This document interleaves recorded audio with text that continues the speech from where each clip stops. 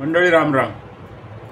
भाजपने जे काही 2024च्या लोकसभेचं 45+ मी ठेवलेलं ना मित्रांनो, ते जवळजवळ पूर्ण होईल असं मला वाटतं. कारण भाजपचे नेते काही करू नाही तर नाही करू, परंतु महाविकास आघाडीचे नेते यांच्या 45+ला सहकार्य करतील, त्यांचे 45 खासदार कसे निवडून येतील यासाठी ते सातत्याने प्रयत्न करताना आपण बघत असाल मित्रांनो. आता मी हे का बोलतो आपल्याशी, कदाचित आपल्याला पण संभ्रम वाटेल की महाविकास आघाडीचे लोकच महायुतीचे 45 खासदार कसं काय निवडून देण्यासाठी प्रयत्न करतील. तर त्याला कारण पण तसंच आहे मित्रांनो. त्या संदर्भातच मी आपल्याशी चर्चा करणार आहे. मी कृष्ण आत्रे आणि आपण बघत आहात माझा संवाद. मित्रांनो, जसे काल 19ला लोकसभेचा पहिल्या टप्प्याचं मतदान झालेलं आहे. काही ठिकाणी प्रचंड प्रमाणात जवळजवळ 70-75% पर्यंत ह्या मतदानाची टक्केवारी गेलेली आहे. आता ही टक्केवारी कोणाच्या दृष्टीनं फायद्याची आणि कोणाच्या दृष्टीने तोट्याची याचं वापर सध्या 4 चालू राहणार आहे, 4 जूनपर्यंत. तर अशा या काळामध्ये महाराष्ट्रातल्या पण 5 माझ्या मते ठिकाणी मतदान झालेलं आहे. त्याचा आकडेवारी काय माझ्यापर्यंत आलेली नाही, त्यामुळे मी तुम्हाला नाही सांगू शकत. परंतु हे 45+चं मिशन जे महाराष्ट्र भाजपने किंवा महायुतीने ठेवलेलं आहे, त्यासाठी प्रयत्न भाजपपेक्षा महायुतीचे संजय राऊत म्हणा, माननीय शरद पवार साहेब म्हणा, सुषमा अंधारे म्हणा, नाना पटोले म्हणा, हे कशा प्रकारे प्रयत्न करतायत हे आपल्याशी मी चर्चा करणार आहे मित्रांनो. कारण काल एक बातमी पाहण्यात आली आणि नवनीत राणा त्याच्या माजी खासदार आहे आणि रवी राणा हे जे दाम्पत्य आहे, मोठं वलयंकित प्रसिद्ध दाम्पत्य आपल्याला माहीत असेल की काही हनुमान चालिसा मातोश्रीपूर्व म्हणण्यासंदर्भात त्यांच्यावर देशद्रोहाचा गुन्हा उद्धव ठाकरे सरकारने दाखल केला होता. त्यापासून त्या प्रसिद्धीच्या झोतात आहे आणि त्यावेळेस ते राष्ट्रवादीच्या 19ला राष्ट्रवादीच्या सहकार्याने अपक्ष म्हणून लोकसभेत निवडून गेल्या होत्या नवनीत राणा. त्या पूर्वश्रमीच्या हिरोईन किंवा नटी आपण असं म्हणू शकतो होत्या त्या. आणि त्यांच्या निवडीला सहकार्य मागच्या 19ला राष्ट्रवादीने केलं होतं. परंतु ज्यावेळेस त्यांना भाजपने तिकीट दिलेलं आहे आणि अमरावतीमधून त्या निवडणुकीसाठी उभे राहिलेल्या, तर त्यांच्या विरुद्ध प्रचार करण्यासाठी आपले राऊत साहेब गेले होते. आता त्यांनी काय तिथं वल्गना केल्या, काय वक्तव्य केलं, ते पाहून मी हे सगळं बोलतो मित्रांनो.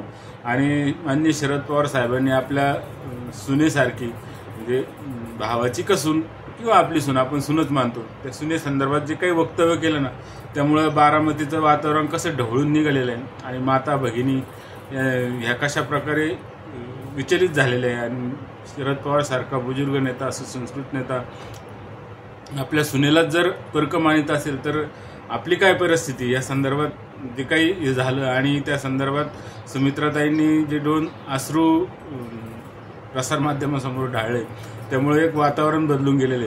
आता ते तर आपल्याला माहिती आहे, 2 आसू की किंमत शरद पवार बाबूंना ती भावा लागणार आहे, एवढं बाकी निश्चित. तर नवनीत राणाच्या विरुद्ध प्रचार करण्यासाठी संजय राऊत साहेबांनी जी काही वक्तव्य केली ना मित्रांनो, ती नटी आहे, डोळा मारेल किंवा ती खुना करेल, हे करेल, म्हणजे जे काय अश्लाघ्य भाषेत त्यांनी नवनीत राणाबद्दल वक्तव्य केलं ना मित्रांनो, त्यामुळं प्रसारमाध्यमे म्हणा किंवा समाज माध्यमामध्ये प्रचंड चीड निर्माण झालेली आहे. म्हणूनच मी हे वाक्य बोललो की महायुतीचे महाविकास आघाडीचे नेते वेगवेगळे, सुषमाताई पण, त्या सुषमाताई अंधारे त्या पण असेच काहीतरी वक्तव्य करतात आणि आपण आपल्याच पक्षाचं नुकसान कसं होईल, आपल्याच उमेदवाराचं नुकसान कसं होईल हे त्यांच्या तोंडातून येतं. तसंच राऊत साहेबांनी सुद्धा केलेलं आहे. आता नवनीत राणा हिरोईन आहे, मग काय तिनं तिची काही इज्जत बाजारात लावली का?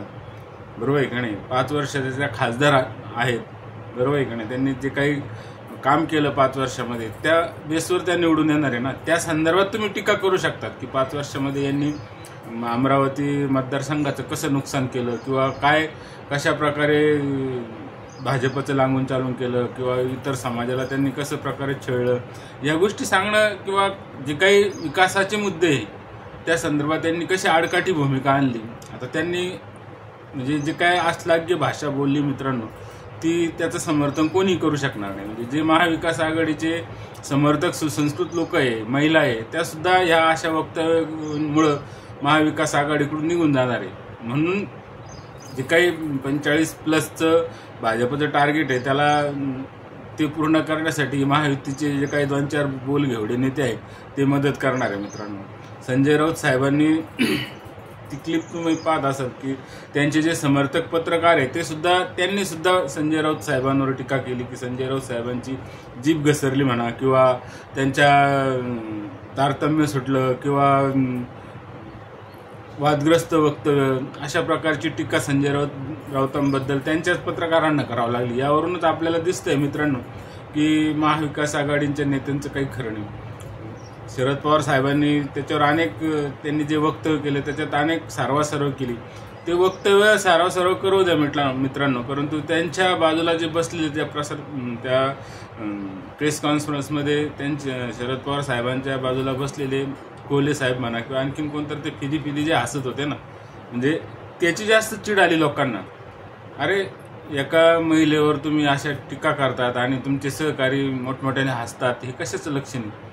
ही पण त्याच्यातून दिसून येतं मित्रांनो. त्यामुळे छोट्या छोट्या गोष्टींवरून लोक नाराज होतात आणि हे नेते जर असे आपल्या घरच्यांच्या बायांबद्दल घरच्यांच्या महिलांबद्दल असं वक्तव्य करत असेल तर बाकीचे समाज त्याचा विचार करतो मित्रांनो.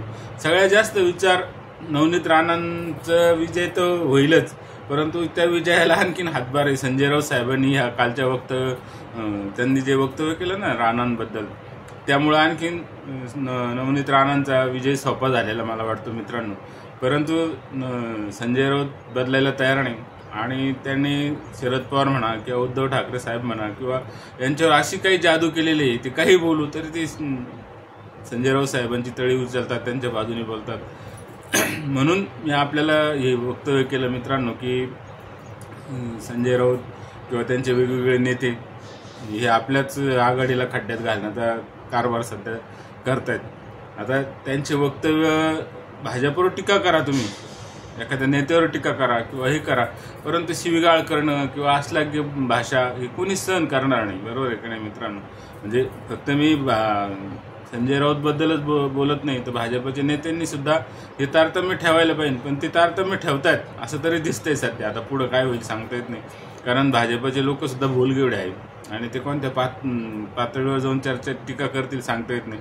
परंतु त्यांना जो दणका पाठीमागचा दट्टे आहे ना, देवेंद्र फडणवीस म्हणा किंवा नरेंद्र मोदी म्हणा किंवा अमित शहा साहेबांचा दट्टा जो आहे ना, म्हणजे प्रेशर, आपण चुकीचं बोलू नये यासाठी जे काही प्रेशर आहे ना, त्यामुळे त्यांचं तोंड थोडंसं बंदिस्त झालेलं आहे. परंतु ते सुद्धा असेच बोलगेवढे आहे बरेचसे नेते भाजपमध्ये.